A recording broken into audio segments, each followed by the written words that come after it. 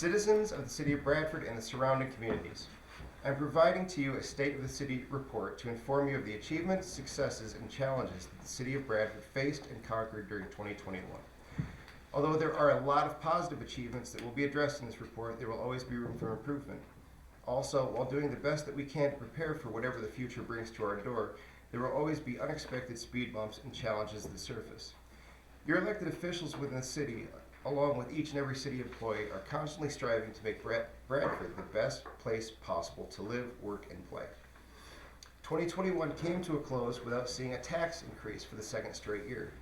The city administrator, city council, and the City of Bradford department heads worked hard to ensure that all of the city's obligations to our people were met in a financially responsible way. In 2021, as we did in 2020, we made sure that the city operated as an entity that lived within its means. In short, the City of Bradford made sure that we didn't spend money that we didn't have and were successful providing essential services to the community while finding cost-effective ways to do so. This is the second year in a row that the City of Bradford has finished the year with a surplus in the general account. Bradford finished the year at $1.14 million in the black. I got it. There. Although we might have to buy a new clock. Please. Put another way, the City of Bradford finished 2021 with the expenditures at 98.7% and revenues at 112.3% compared to the original budgeted figures for 2021. The majority of that surplus money that was collected in 2021 will be placed into capital reserves in an attempt to offset large unexpected costs that may arise in the future. The thought is, with money tucked away into capital reserves, if one of our departments needs to replace a large piece of equipment like a tower truck at the fire department or something similar, we'll be able to do so without borrowing money.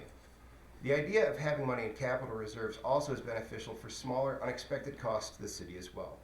Through dedicated and disciplined financial stewardship, the city is constantly preparing to face unseen and unexpected challenges that may be waiting just around the corner. As many of you may remember, 2021 opened with an opportunity for the city to participate in something called the Strategic Management Planning Program, or STAMP. The Pennsylvania Economy League is a nonprofit consulting firm with vast experience in nearly all facets of municipal government. They are the organization that serves as the consultant for the STAMP program. The STAMP program is set up to review nearly all aspects of the city, including but not limited to historical financial data, operations, human resources, labor agreements between the city and the 4 unions that our employees belong to, policies, fees, and tax structure. PEL has been working with the City of Bradford on this project since March of last year, with an expected final report to be presented publicly sometime in the next few weeks. We are very excited to see the PEL's recommendations, as the end goal of the STAMP program is to determine how best to make the city fiscally solvent into the future. The final report will include historical and future fiscal trends and ideas and measures to ensure the overall viability of the City of Bradford. The report will give recommendations on how to operate more efficiently through technological advances and best practices. The program at this point has come at no cost to the taxpayers of the city, as we are eligible for 90% funding from the DCED, and local private donations funded the remaining 10%. Along with participating in the STAMP program, the City of Bradford also negotiated 2 labor contracts during 2021. The negotiations were with the Teamsters, who represent the Public Works, Refuse, and Parks employees, and the International Association of Firefighters. Both of the unions worked well with the city to negotiate contracts that included an equitable pay increase and some other minor increases. In a spirit of cooperation and compromise, the 2 labor unions agreed to some very substantial concessions that will lead to some relief in future wages, implementing more stringent guidelines on sick leave, and also, most importantly, reducing pensions to the absolute state minimum pension requirements. Pension costs are one of our largest expenses in the city, and although this does not provide immediate financial relief for the city, the pension concessions postures the city in a much better position well into the future. The Department of Public Works, DPW, enjoyed many improvements and upgrades over the course of 2021. The DPW obtained a new John Deere 524 front-end loader, which replaced a 26-year-old 1995 cat loader. This piece of machinery was secured using American Recovery Plan funds. Another important upgrade within the DPW was the new John Deere backhoe, which replaces another 26-year-old piece of equipment. This backhoe will be paid from the liquid fuels account over a 5-year period.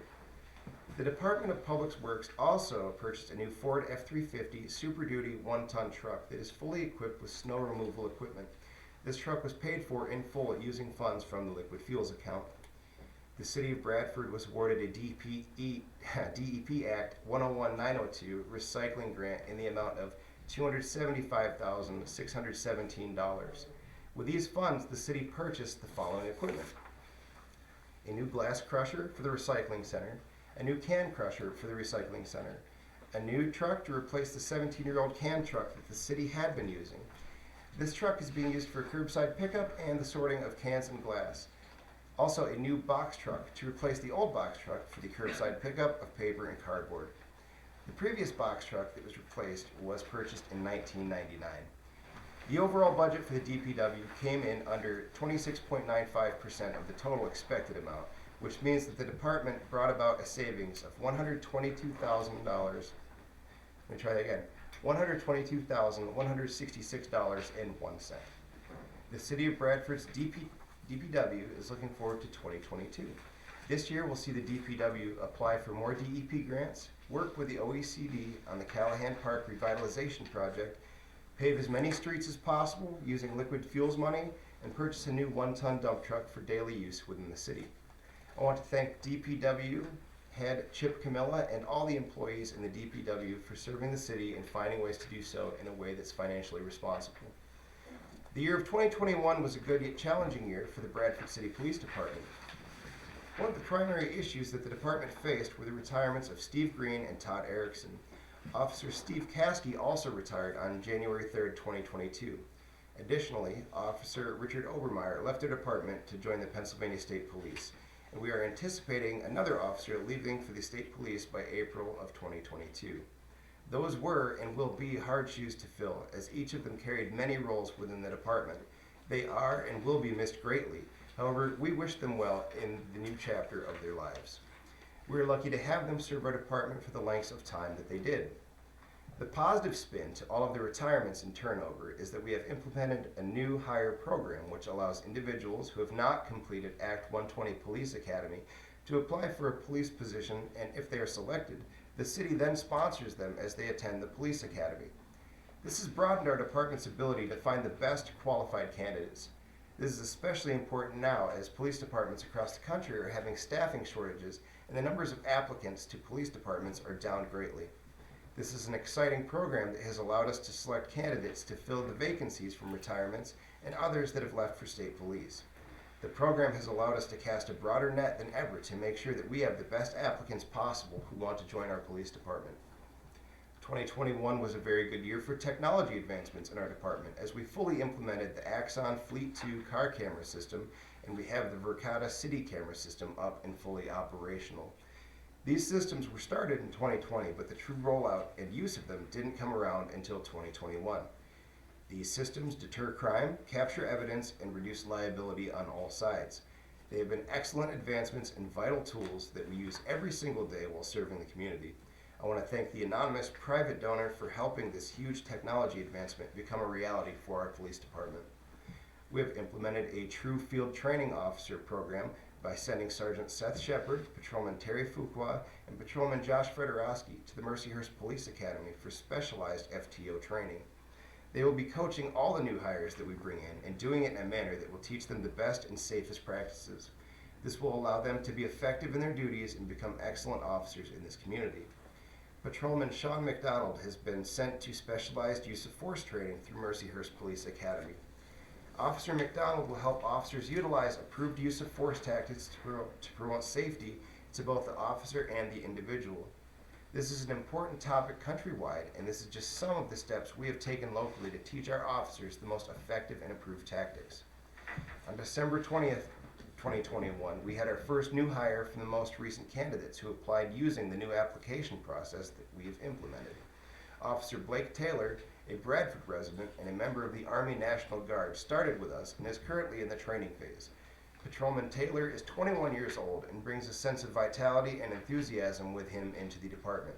Chief Ward and I anticipate good things from him. He is welcome to our team with open arms. This month, we are holding sergeant promotion exams within the police department. We have 4 candidates applying for 2 sergeant positions that are currently vacant.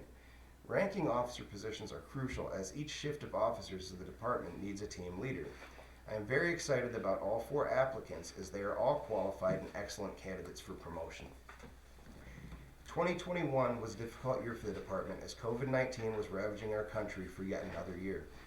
It has changed the way our officers respond to calls and has caused us to experience additional manpower issues due to officers being exposed to it or afflicted by it. However, 2021 was a very successful year for the school resource officers of our department. The Bradford Area School District and our department worked together to put in place programs for all 3 SROs, and each has been very effective within their respective schools. I think there are numerous stories of success that can be told where an SRO has had positive impacts on our children. The SRO program really has been a bright spot for our agency.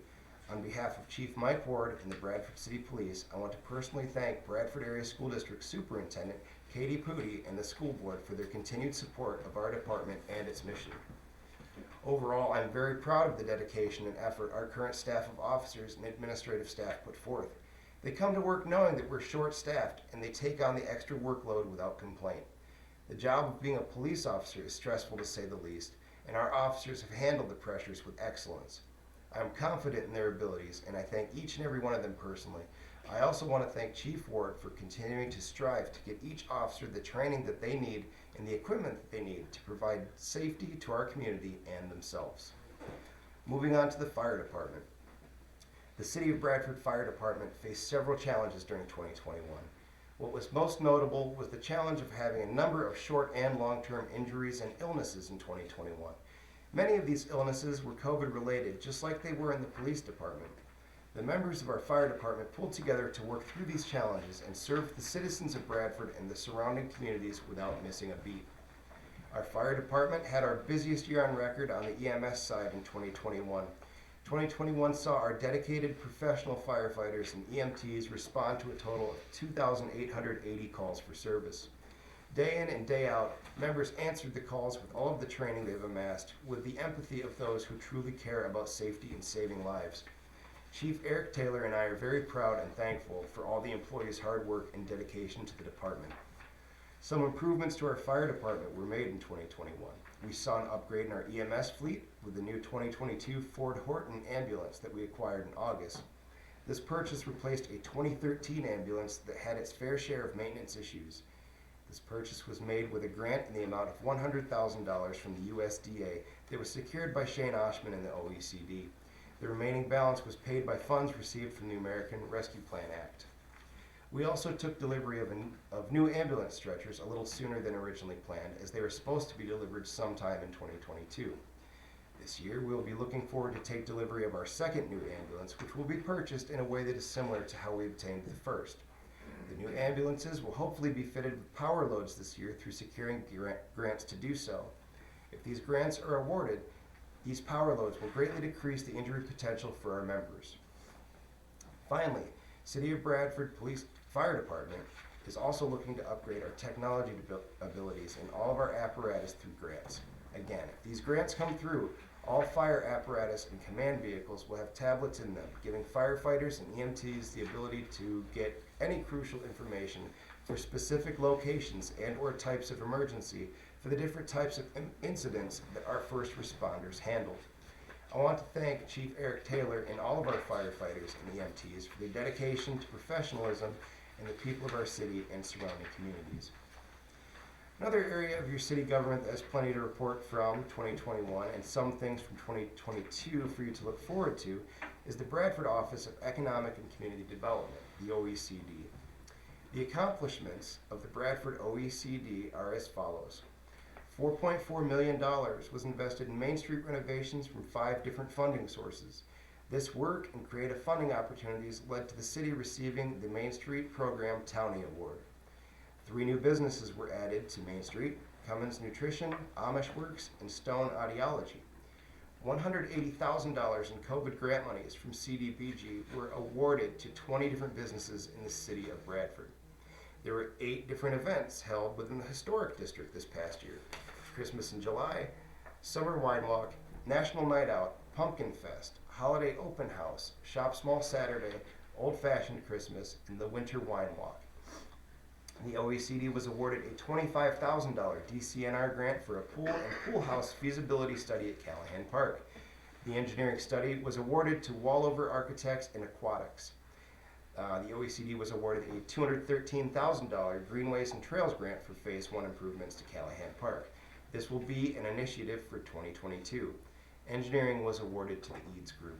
The OECD was awarded a $297,600 grant from DCNR for improvements to Callahan Park.